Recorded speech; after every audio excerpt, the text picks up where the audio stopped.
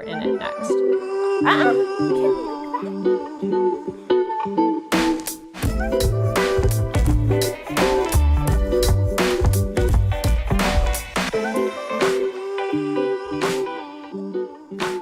Howdy and welcome back.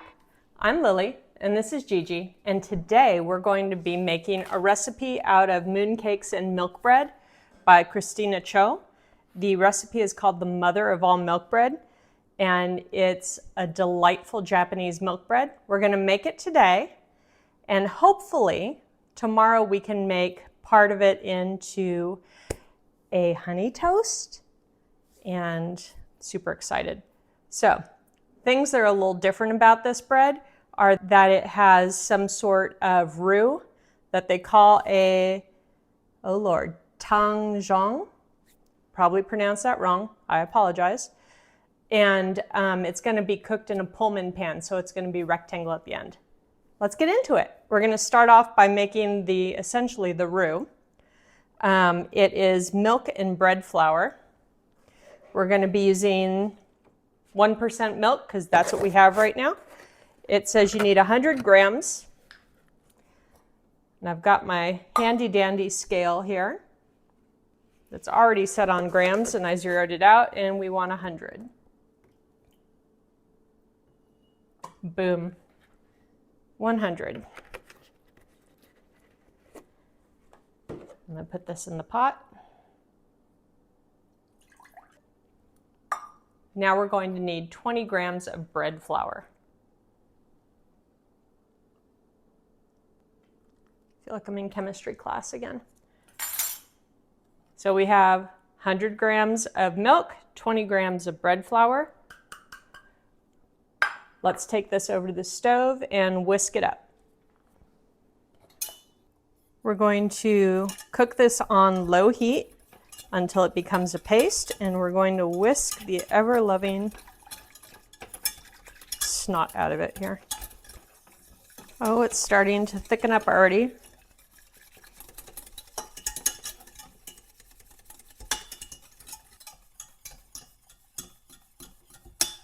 All right, I believe we have arrived at the paste stage. This is nice and thick now, so we're going to transfer it to a bowl.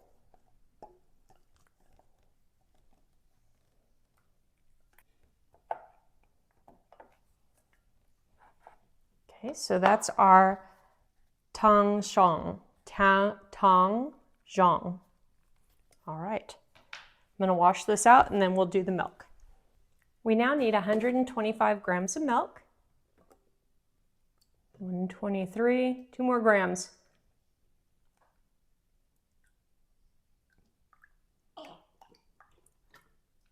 Okay, we're at 126. I'm going to call it good, because we are not in chemistry class and 1 gram shouldn't do anything. This needs to be heated up to lukewarm because we're going to put our yeast and sugar in it next. You can't lick that. You can't lick that. I'll give you a little. You can lick that. Okay? Okay. Back to the stove.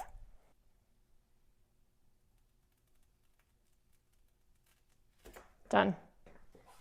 We now have our warmed milk. Still a little on the warm side. I'm going to let it cool down a bit. So let's measure out what needs to go in there. We need a pinch of sugar and we need a teaspoon of yeast. I've got the yeast, pardon me, Gigi.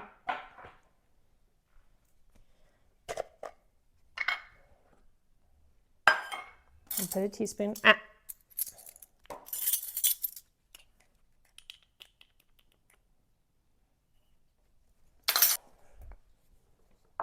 Pinch of sugar can go right on in because it is not dependent on temperature.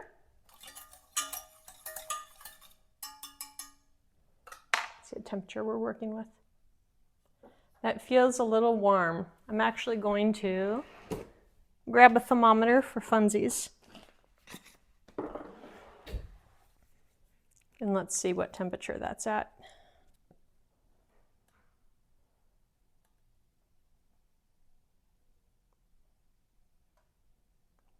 We're hoping for 110. A little high. I don't want to kill the yeast. I'm going to wait a moment. We have reached 110. The yeast is going in.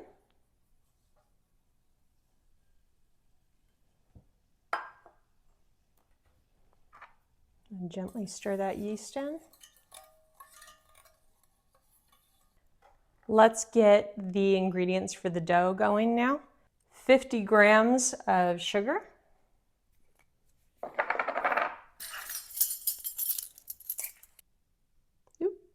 In the pot. Pop. 335 grams of bread flour. We are not going to play with a little cup for that. We are going to try to zero this scale out. Let's go for it. 34,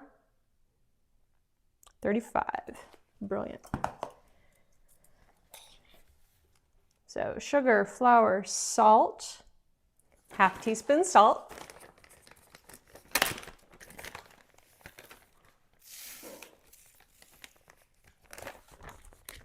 No, you don't want that. You don't want that. You don't want that. And last but not least, an egg.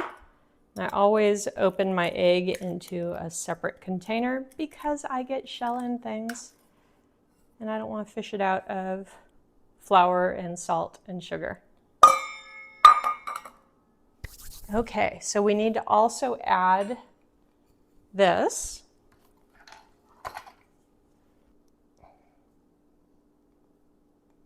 So in here we have sugar, flour, salt, egg, Tangzhong. Then we need the milk. So let's see the status of our milk. I'm going to clean up. In the time it took us to get all that together, we do have some bubblage going on our milk and yeast and sugar, which tells me that my yeast was not killed, so we can proceed. This is going to go in. Let's mix this on low until everything's together.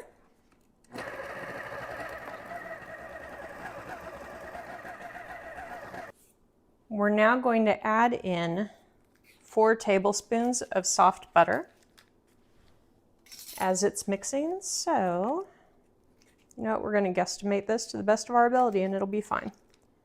1 tablespoon of butter. Let's get it mixed in.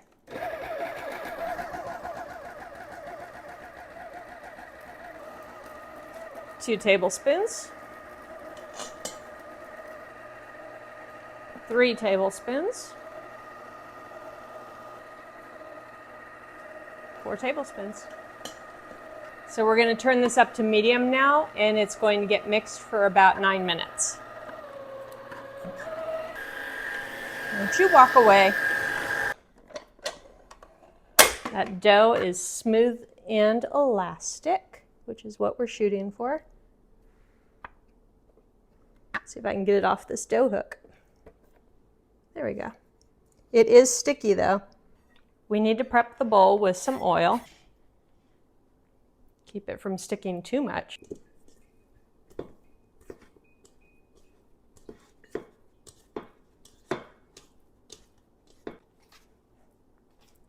we're just trying to get this to come together a bit.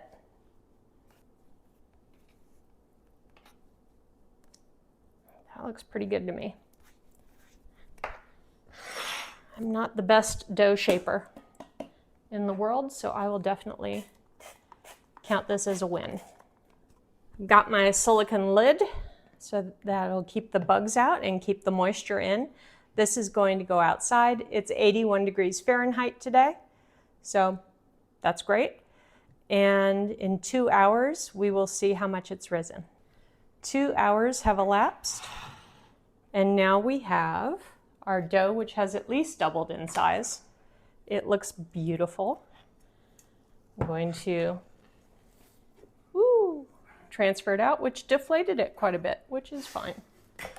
So this is going to need to be in 3 equal sections.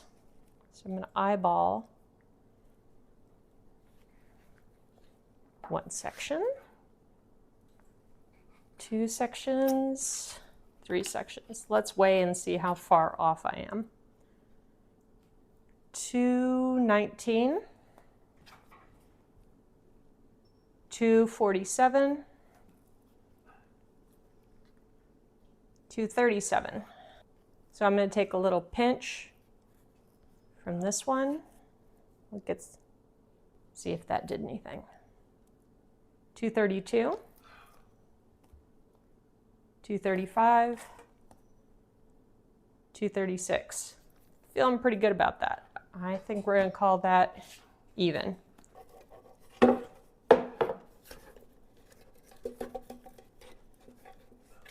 Licking your lips for the butter, Gigi.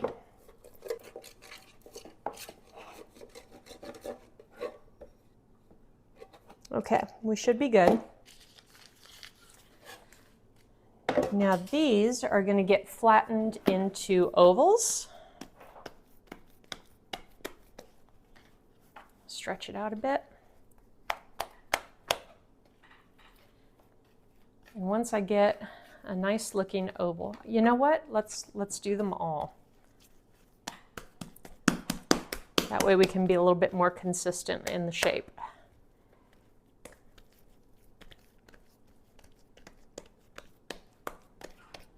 Okay, that looks pretty good. Last but not least, like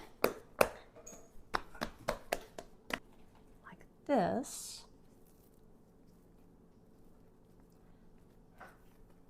And it's going to get rolled up.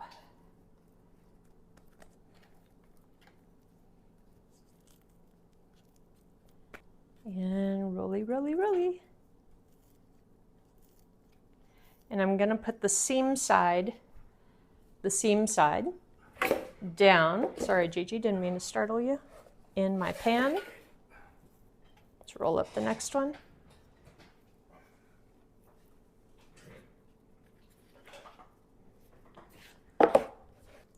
Okay, last but not least, plop.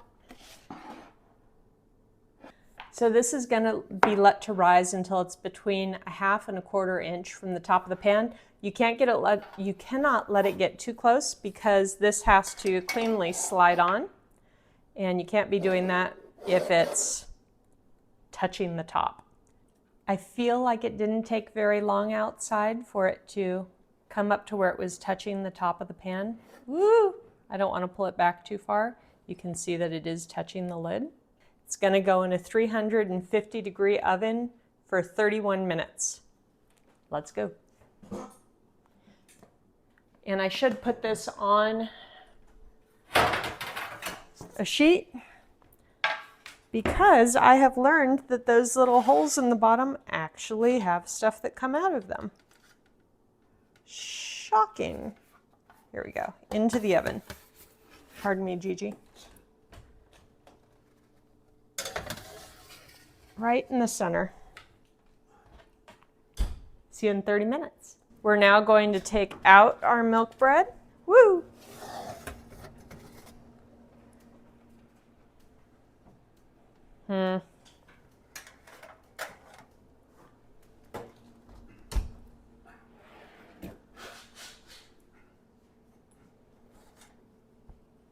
And see, it did drop some oil from those holes in the bottom of the pan.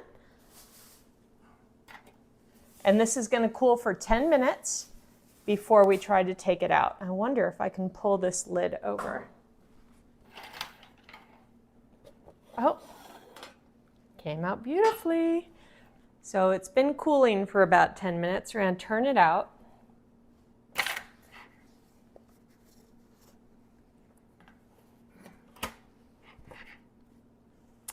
Beautiful. Okay, so we have big plans for this bread. I'm going to make some egg salad sandwiches. I'm going to make honey toast, but first we need to just try this by itself, maybe with a little butter. Yeah? You're not supposed to cut bread while it's hot, but that is when it tastes the most delicious. I'm going to try to ever so carefully cut off just the end here. I don't think it's going to crush.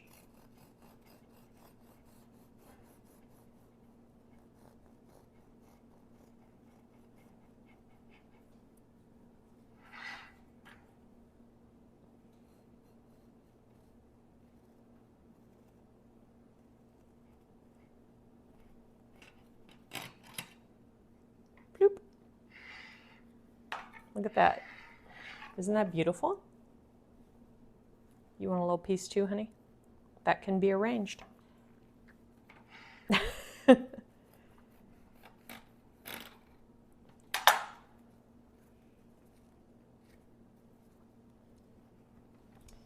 Now the texture is going to be a little bit different on the end piece than in the middle, so we can try a little of just the white part of the bread, and then we can have the whole as well. And put a little butter.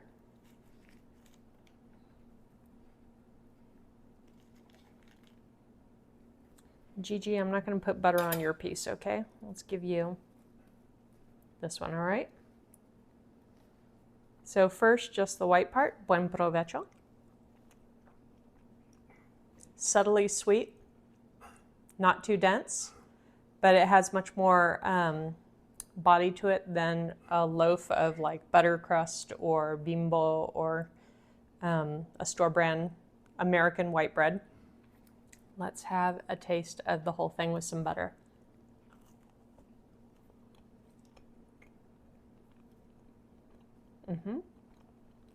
This is absolutely delicious. It's not too terribly difficult to make. But oh my goodness, for toast, for a sandwich, this is really good. Gigi, what's your opinion?